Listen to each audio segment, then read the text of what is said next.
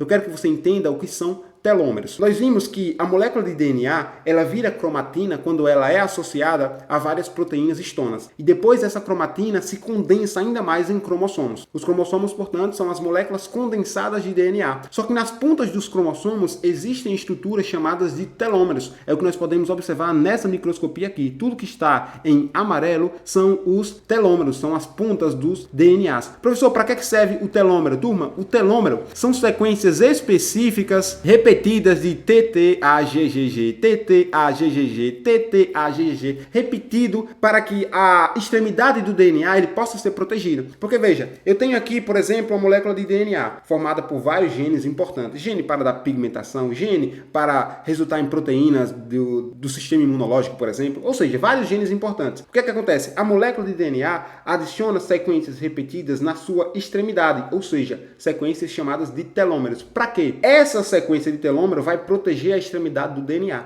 Então, numa ponta de DNA tem telômero, na outra ponta do DNA também tem telômero. Lembrando que o DNA é uma dupla fita. Agora, olha que interessante. Esse telômero, ele funciona protegendo o DNA e ele também vai formar alças. Se eu tenho aqui a dupla fita de DNA, eu vou abrir aqui, ó. O que é que vai acontecer? Numa extremidade, o telômero vai formar uma alça. Na outra extremidade, o telômero também forma alça, ou seja, vai condensando. Por isso que a gente observa aqui no cromossomo o telômero bem condensado. E esse telômero, ele funciona como se fosse um cadarço. Por que a ponta do cadarço ela é geralmente uma estrutura de plástico? Para evitar com que o nosso cadarço do tênis se desfie todinho. E é isso que o telômero faz. Ele protege a ponta do DNA. Só que você tem que lembrar comigo que o DNA, na fita descontínua, a gente vai removendo os primers. Então, observe que toda vez que eu vou remover o primer, quando chegar lá na pontinha do DNA, vai ter um primer adicionado e eu não vou ter mais espaço para construir molécula nova de DNA. Observe comigo a imagem para ficar mais simples. Veja, eu tenho aqui uma molécula de DNA que é dupla fita, ó. A fita molde está aqui, uma fita molde. A outra fita molde está aqui. Então, isso aqui é uma molécula de DNA só. Veja que no sentido 5'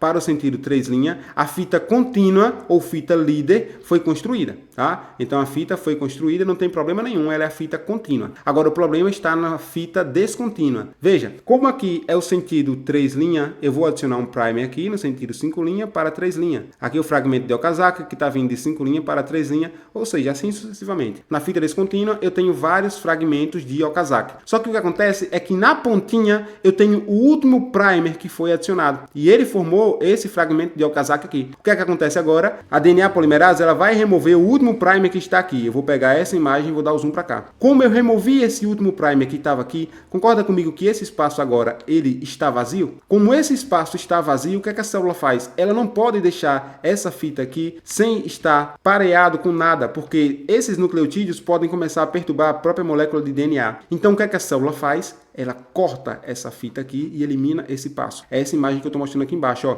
Perceba que nesse ponto a molécula ela foi cortada. Ou seja, a molécula de DNA ela ficou mais curta do que inicialmente ela era. Ou seja, a cada replicação do DNA, o último primer removido e a molécula de DNA corta aquele pedaço que está sobrando. Replicou, o último primer removido, a molécula de DNA corta esse pedaço, sempre na fita descontínua. Isso quer dizer que a cada replicação do DNA, o DNA está encurtando. Ou seja, o telômero que protege a ponta do DNA está encurtando a cada replicação. Qual o problema? Chega um momento que o telômero está encurtando, até que começa a atingir genes úteis, como por exemplo um gene para produzir uma determinada proteína importante. Quando esse gene útil ele é cortado numa replicação, esse DNA ele desestabiliza e, portanto, o DNA ele começa a se tornar mutagênico, por exemplo, e essa célula ela entra em apoptose, ou seja, essa célula ela começa a morrer. É por isso que a gente diz que o envelhecimento está relacionado à redução dos telômeros. Quanto menos telômero, maior a chance de erro no DNA e, portanto, essa célula indica que ela já está velha e por isso as células morrem. Aí você fala, professor, mas se a cada replicação do DNA o telômero diminui, como é que os bebês então saem de uma célula só, que você falou na introdução da aula, e começa a se reproduzir várias vezes? E por que os bebês então não têm um telômero mais curto? Porque justamente em células tronco, pessoal, nós temos a capacidade de aumentar o tamanho dos telômeros, porque a gente tem uma enzima chamada telomerase. Acompanhe comigo. Veja, esse trecho aqui, ó, ele era para ser cortado, certo? porque o último primer é para ser removido. Só que nas células tronco, a célula ela adiciona um RNA, um primer de RNA, e a célula ela começa a produzir molécula de DNA a partir desse RNA, ou seja, ela estica a molécula de DNA. Veja, era para ser cortada aqui, ó, mas agora a molécula ela está construindo mais DNA, ou seja, a molécula de DNA ela está se esticando. Essa é a capacidade das células tronco.